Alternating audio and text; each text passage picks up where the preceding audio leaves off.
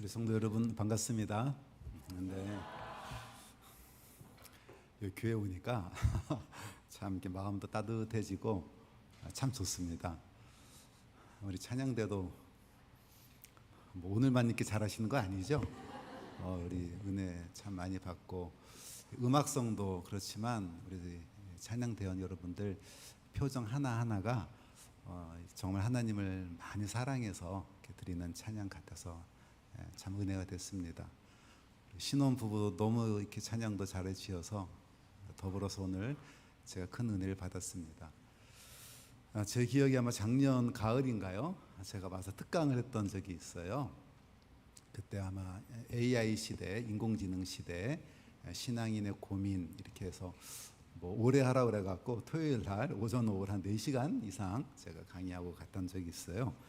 좀 어려운 부분들이었는데 여러분들 너무 잘 들으시는 것 같아서 제가 오늘 설교 준비하면서 우리 대지교회 수준에 좀 맞춰야 되겠다 생각을 해서 좀 수준 있는 본문을 가지고 우리 한번 하나님의 말씀 들어보려고 그럽니다. 여러분 창세기 우리 잘 알고 있는 창세기 주요 내용은 아브라함부터 요셉까지 이어지는 이스라엘 족장들 이야기입니다. 이 족장들 이야기는 창세기 12장부터 50장까지 기록이 되어 있죠. 그럼 12장 앞부분인 1장부터 11장에는 족장들 이전의 역사가 기록되어 있는데 이 11장에는 5가지 이야기가 나옵니다. 창조 이야기가 나오고 타락, 그리고 가인과 아벨 이야기, 홍수 이야기, 바벨탑 이야기죠. 그런데 이 이야기들 중에서 홍수 이야기가 가장 많은 분량을 차지하고 있습니다. 창세기 6장부터 9장까지 4장에 걸쳐서 기록이 되어 있습니다. 우리가 중요하게 생각하는 창조 이야기도 1장, 2장, 2장에만 걸쳐 기록되어 있지만 이 홍수 이야기는 창조 이야기보다 2배 이상의 분량이 기록이 되어 있습니다. 창세기 저자는 이 홍수 이야기를 매우 중요하게 다루고 있다라고 생각해 볼 수 있죠. 그렇다면 홍수 이야기의 핵심이 뭘까요? 홍수는 심판 사건입니다. 죄악이 온 세상에 가득하니 심판을 통해서 세상을 정화시킨 사건입니다. 이 홍수는 전 세계적으로 일어났습니다. 불심판이었다면 바다로 피할 수 있었겠죠. 하지만 물심판이기 때문에 피할 곳이 아예 없었을 겁니다. 성경에 의하면 하늘의 창들이 열리고 큰 기품의 샘들이 터졌습니다. 바다, 땅에 온갖 물이 다 퍼부어져서 150일 동안이나 세상이 물로 뒤덮였죠. 그 어느 곳도 안전한 곳이 없는 무서운 심판입니다. 여러분, 우리가 겪은 코로나의 경우에 전 세계적으로 약 700만 명에 해당하는 우리 인구가 사망했다고 합니다. 사망자가 세계 전체 인구의 0.09%라고 합니다. 하지만 온 세상이 떨고 우리 생활이 위축됐었죠. 인류 대부분이 죽었던 홍수와 같은 이 지구적인 심판이 또 온다고 생각을 해보십시오. 끔찍하죠.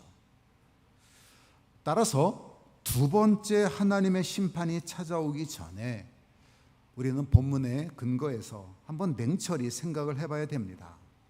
하나님은 왜 심판하셨을까? 어떻게 하면 심판으로부터 벗어날 수 있을까? 이 질문에 대해서 오늘 본문에 등장하는 두 인물을 통해서 한번 답변을 해보려고 합니다. 누굴까요? 오늘 제목에 나오는 네피림 그리고 노아입니다. 무시무시한 심판으로부터 벗어나기 위한 답은 간단하죠. 네피림이 세상에 가득하지 못하도록 노아와 같은 사람들이 이 세상에 충만해지면 됩니다. 그렇다면 네피림이 뭐고 노아와 같은 사람은 어떤 사람인가? 우선 이 네피림은 성경을 보면 거인들이다 이렇게 묘사가 되어 있습니다.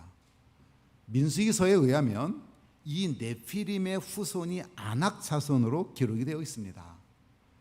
가나안 땅을 탐지하러 갔던 이들이 이 아낙 자손을 보고 간담이 서늘한 채로 돌아와서 보고를 하죠. 저들은 우리와 다른 존재들입니다. 저 거인들의 눈에 우리는 메뚜기처럼 보일 겁니다. 이 네피림은 악한 존재들로 성경이 묘사를 하고 있습니다. 그들이 거인이어서 압도적으로 커서 그런 것이 아닙니다. 네피림이라고 하는 이 단어 때문에 그렇습니다. 이 네피림이라고 하는 이 히브리어는 본래 떨어진 자들, 타락한 자들 이런 뜻을 갖고 있습니다. 왜 네피림이라고 하는 이름이 붙었을까? 오늘 본문에 의하면 이들은 하나님의 아들들과 사람의 딸들 사이에서 태어난 자식들입니다. 하나님의 아들들은 이에 걸맞는 품격 있는 삶이 있습니다. 하지만 이들이 이러한 삶을 저버리고 사람의 감각적인 아름다움에 빠져서 사람의 딸들을 닥치는 대로 아내로 삼아서 낳은 자식들이죠. 하나님의 아들들과 사람의 딸들의 야합의 결과 뭐가 태어났습니까? 천상의 존재가 태어났습니까? 사람의 자녀가 태어났습니까? 아닙니다. 괴물이 태어났습니다. 하나님의 아들도 아니요 사람의 딸도 아닙니다. 제3의 존재 괴물 네피림이 출현했습니다. 이 네피림으로 출현한 세상을 생각해 보십시오. 네피림의 출현으로 창조 질서가 파괴되기를 시작을 합니다. 예전에는 우리 인류가 900세에 가깝게 살았지만 하나님은 이제 여호와의 영이 120세가 될 때까지만 인간과 함께 할 것이라고 선언을 합니다. 신적인 것과 인간적인 것의 야합의 결과로 태어난 네피림은 세상을 휘젓고 다녔을 겁니다. 용사요, 장수들이요, 거인들입니다. 하나님의 창조 질서가 이 괴물들, 네피림의 폭력과 힘에 의해서 재편되기 시작했을 겁니다. 네피림의 인간들은 고개 숙이고 네피림 편이 되어서 함께 타락하는 이들이 점점 많아졌겠죠. 어떤 세상이 되었겠습니까? 이때 상황을 오늘 본문은 이렇게 말하고 있습니다. 여호와께서 사람의 죄악이 세상에 가득함과 그의 마음으로 생각하는 모든 계획이 항상 악할 뿐이었다. 세상이 엉망이 됐습니다. 세상이 죄악으로 관영 꽉 찼다는 것입니다. 그래서 사람들의 생각과 계획이 항상 악했다는 겁니다. 여러분, 내 곁에 우리 친구들이 나를 해칠 못된 생각으로, 악이 꽉 들어찬 생각으로 나를 주시하고 겨냥하고 있다고 생각을 해보십시오. 끔찍하지 않습니까? 이런 세상을 하나님은 그대로 두지 않으신 거죠. 악이 세상 가운데 계속 증식 확대되고 있습니다. 이에 하나님께서 세상에 개입하신 겁니다. 개입하셔서 세상을 본래대로 되돌리신 것입니다. 이것이 바로 홍수 심판입니다. 이것은 마치 우리가 컴퓨터를 새로 리셋하는 경우하고 비슷합니다.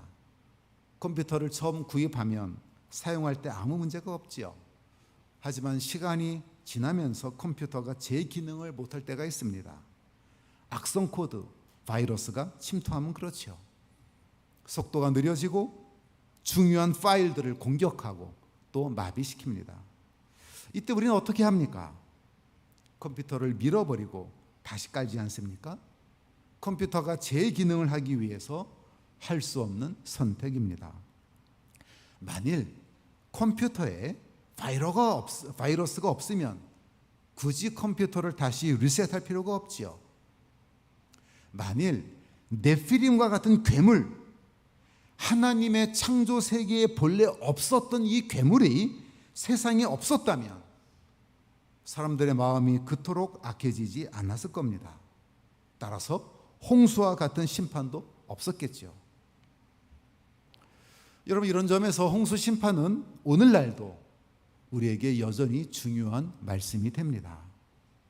네피림은 노아 시대만 있었던 것이 아니기 때문에 그렇습니다.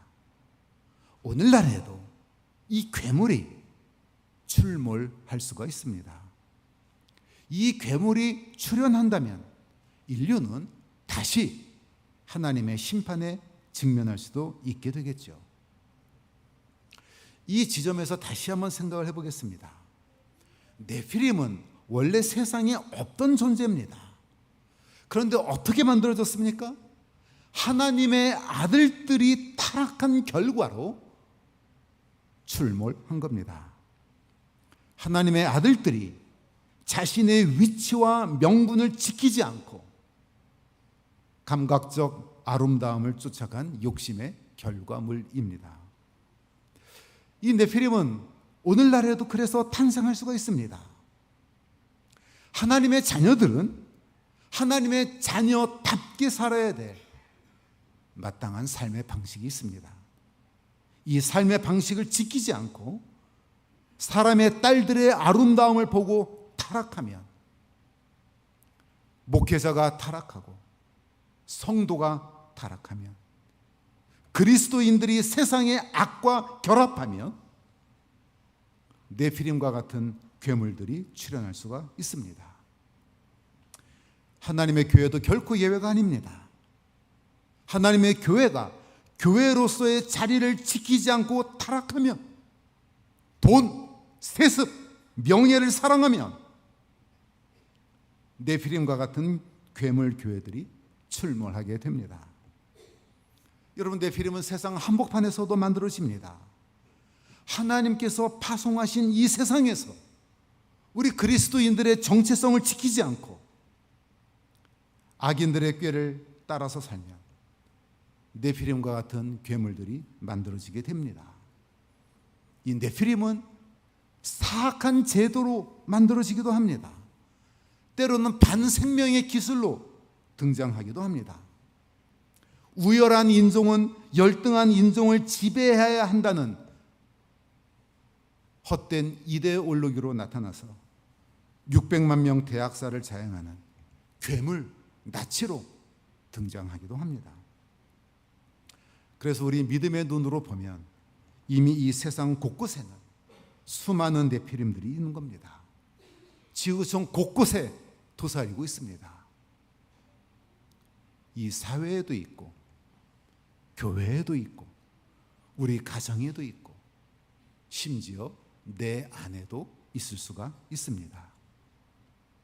네피림으로 가득한 세상이 되면 신적인 것과 인간적인 것의 야합의 결과로 구조적인 악이 만들어지기를 시작하고 이 구조적인 악이 사람의 딸들로 하여금 전 세계적 타락으로 몰고 가게 되면 오늘 본문이 경고하는 대로 이 세상은 다시 심판을 당하게 될 겁니다.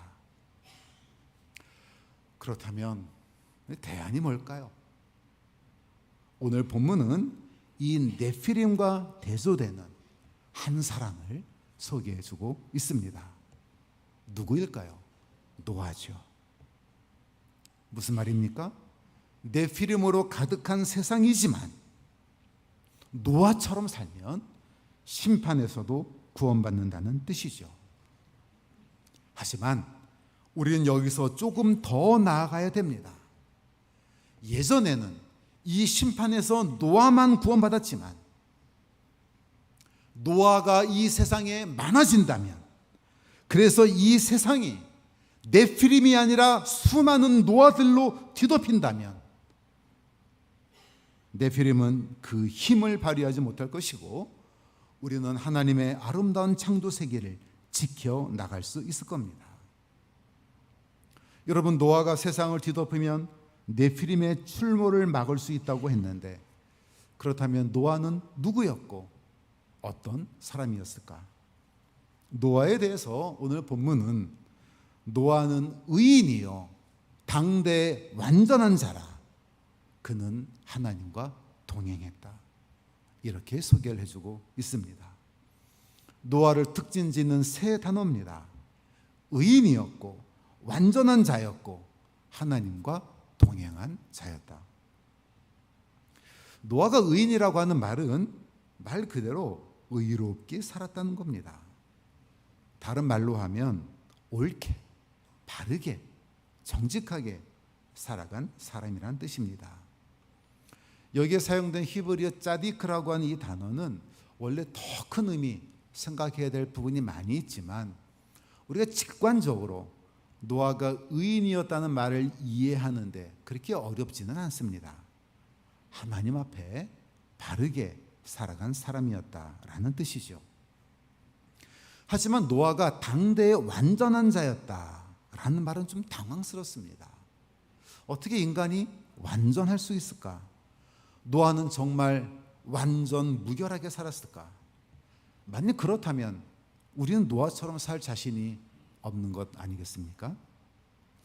또 본문은 노아를 하나님과 동행했다라고 그랬는데 이에 대한 설명이 좀 필요합니다. 우선 여기에 사용된 완전한이라고 번역된 히브리어 타밈이라고 하는 이 단어는 좀 의역이 필요한 단어입니다. 이 단어가 창세기 17장 1절에서도 사용되고 있는데 하나님께서 아브라함에게 나타나셔서 요구를 하십니다. 아브라함아, 너는 내 앞에서 타밈, 곧 완전하라, 이렇게 번역을 해놨습니다. 여러분, 이 단어를 완전이라고 번역을 하면 우린 절망이죠. 우리가 어떻게 아브라함일지라도 하나님 앞에서 완전할 수가 있겠습니까? 하지만 이 타밈이라고 하는 이 단어는 다른 중요한 의미가 있습니다. 곧 단순한, 두 겹이 아닌 이런 뜻입니다. 노아는 하나님 앞에서 타밈한 사람이었는데 이 말은 하나님 앞에서 마음이 단순했다, 이런 뜻입니다. 하나님 앞에서 두 겹의 마음이 아니라 한 겹의 마음을 지니고 있었다. 그 두 마음 품지 않고 오직 하나님만 향하고 있었다, 이런 뜻입니다. 우리 머릿속에 복선을 많이 깔고 하나님을 믿는 것이 아니라 하나님께서 하라면 하고 하지 말라면 하지 않는 그런 삶을 살았다는 뜻입니다. 하나님을 향한 노아의 이런 태도를 잘 보여주는 내용이 오늘 본문 6장 뒷부분에 나오고 있습니다. 하나님이 노아를 부르시죠. 온 땅이 부패했고 포악함이 땅에 가득하다고 알려주십니다. 그리고 이 포악한 세상을 심판할 때니 방주를 만들어라, 이렇게 명령하십니다. 하나님의 이 명령은요, 사실 좀 생뚱맞은 그런 명령입니다. 왜냐하면 방주 크기가 엄청났거든요. 길이로 150m, 옆으로 25m, 높이가 15m 정도 됩니다. 이걸 누가 다른 식으로 표현을 했는데, 여러분 테니스 코트 있지 않습니까? 테니스 코트 12개를 15m 높이의 크기로 지으라는 뜻입니다. 상당히 큰 규모입니다. 혼자 지었잖아요. 또 나무는 고페르 나무로 한정을 시켰습니다. 고페르 나무를 그 정도 지으려면 길러야 되지 않겠습니까? 또 역청을, 재료, 이런 것들을 구해야 되잖아요. 또 이 정도의 배를 만들려면 아마 여러 기술을 익히고 배워야 했을 겁니다. 따라서 완성하기까지 굉장히 긴 시간이 필요했을 겁니다. 비로 심판할 때는 지으라, 이런 명령이었죠. 그런데 그 이전에 비로 심판한 사례가 있었으면 감이라도 잡고 다급한 마음에 열심히 지었을 텐데 예전에는 비로 심판한 사례가 없었잖아요. 그래서 주변 사람들은 물론 자녀들, 아내 얼마나 비웃었겠어요. 하지만 노아는 어떻게 했습니까? 노아가 그와 같이 하되 하나님이 자기에게 명하신 그대로 다 준행하였더라. 따져보고 두 마음을 품고 순종한 것이 아닙니다. 하나님이 그렇게 말씀하시니 그저 받아들이고 하나님께서 지시한 대로 그 긴 세월 동안 방주를 지은 거죠. 여러분, 여기에 묘한 신앙의 논리가 있습니다. 따져보면 바보 같은 짓이고 손해보는 것 같은데 하나님의 말씀이 우리를 강하게 그 자리로 이끄는 경우가 있습니다. 베드로는 밤새 고기를 잡았죠. 노력을 했습니다. 하지만 한 마리도 잡지 못한 채 새벽을 맞이를 합니다. 이때 예수님이 말씀하시잖아요. 그물을 배 오른편에 던져보거라. 놀리신다라고 생각할 수가 있었겠죠. 밤새 없던 고기가 어디서 다시 생길까? 평생 어부로 살아온 베드로로서는 자존심 상하는 이야기일 수가 있었습니다. 하지만 어떻게 됐죠? 말씀에 의지해서 던졌더니 물고기가 많아 그물을 들 수 없었다. 성도 여러분, 우리들의 신앙은 때로 우리의 경험과 이성을 넘는 세계로 초대를 합니다. 노아처럼 엉뚱한 일이 벌어지기도 합니다. 내가 왜 수영로교회나 장유대성교회처럼 큰 교회들도 많은데 왜 굳이 대주교회에 와서 봉사하느라고 고생하는가, 이런 생각이 들 수도 있습니다. 머릿속에서 계산기를 두들겨 보면 손해가 분명한데 내가 왜 굳이 욕을 들어먹으면서 주님의 일이라고 이 일을 감당해야 될까라는 자괴감이 들기도 합니다. 예수님께서 말씀하신 대로 노아가 방주에 들어가던 그날까지 사람들은 먹고 마시고 장가들고 시집갔습니다. 노아도 방주를 만드는 그 긴 세월 동안 그렇게 살고 싶었겠죠. 하지만 노아는 하나님의 명령을 우선시했습니다. 두 마음 품지 않고 하나님의 명령이니 힘껏 준행을 합니다. 하지만 노아와 같은 사람이 있었기 때문에 홍수 심판에서 온갖 생명이 구원함을 받고 홍수 이후에 새 역사가 시작될 수가 있었죠. 노아가 어떤 사람이라고 그랬습니까? 본문은 노아는 의로웠다고 그랬습니다. 옳은 것을 선택하고 올곧게 살아간 사람입니다. 또한 완전한 자였다고 그랬습니다. 완벽했다는 뜻이 아닙니다. 하나님 말씀 앞에 두 마음을 품지 않고 하나님이 가라 하시면 가고 멈추라면 멈춘 사람이었죠. 마지막으로 오늘 본문은 노아를 하나님과 동행하는 사람이었다, 이렇게 소개를 해주고 있습니다. 이 동행한다라고 하는 이 해당하는 히브리어 할라크라고 하는 단어를 우리 성경책은 참 번역을 잘 해놨습니다. 동행입니다. 곧 함께 걸어간다는 뜻입니다. 여러분, 하나님과 노아가 둘이 함께 걸어가는 모습을 잘 생각해 보십시오. 함께 걸어간다는 것은 근접성입니다. 하나님께서 저곳에 계시는 것이 아니라 내 곁 가까이에 있는 그 모습이죠. 그런데 여러분, 우리 성도가요, 하나님과 가까이 있고 싶어하는 것은 당연한 것 같지만 잘 생각해 보면 쉬운 일 아닙니다. 여러분, 로버트 멍어라고 하는 사람이 쓴 조그만 책자가 있어요. 거기 보면 어떤 청년 이야기가 나옵니다. 교회 생활에 열심인 청년입니다. 기도 생활, 말씀 생활 잘 합니다. 늘 자신의 기도 중에 우리 주님께서 저와 늘 생활에 함께 해주세요, 이렇게 기도했어요. 우리도 늘 하는 기도죠. 그런데 하늘에서 우리 주님이 그 기도를 들으신 거예요. 그래, 내가 네 옆에 가서 함께 동행하마. 그날로 그 형제에게 막 비상사태가 벌어지는 거예요.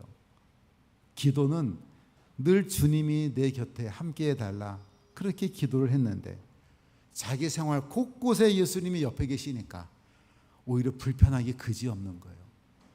숨기고 싶은 것도 많은데, 내 욕망대로 하고 싶은 게 많은데, 예수님이 함께 해달라고 늘 기도했지만 옆에 계시니까 불편한 게 너무 많은 거예요.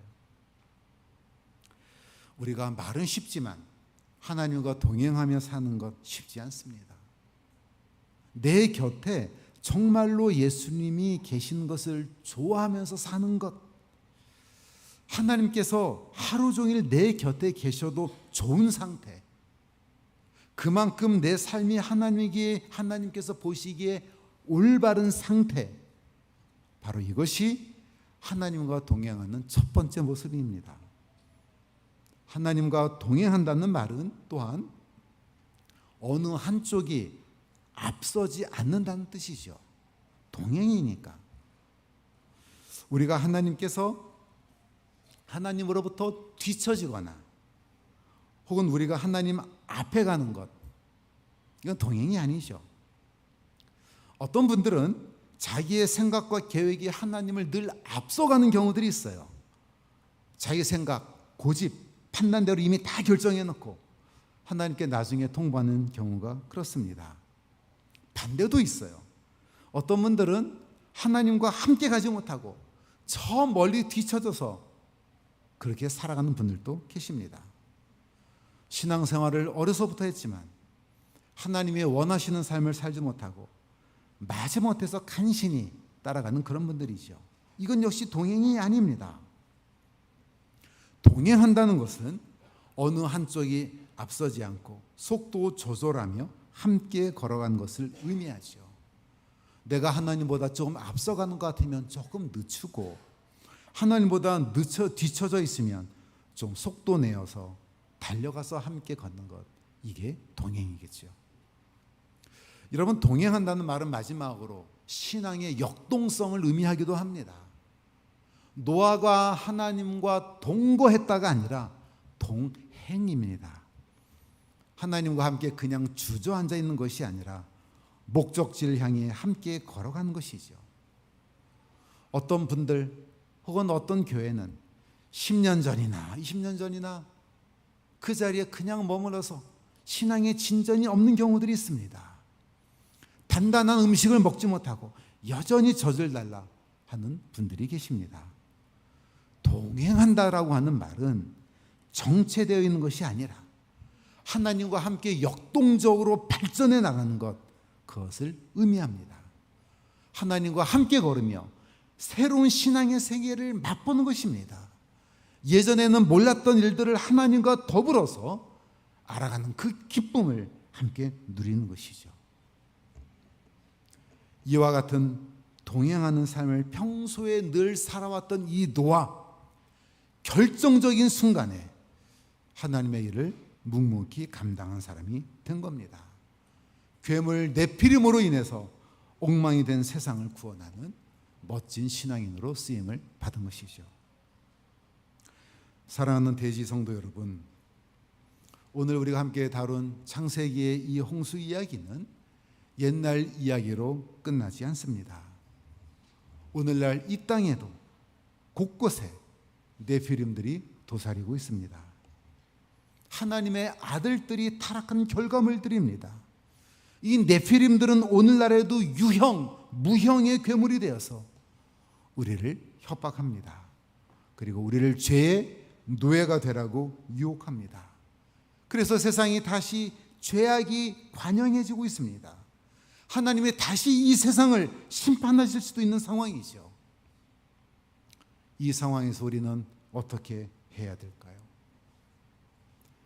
노아와 같은 이들이 많아져야 됩니다.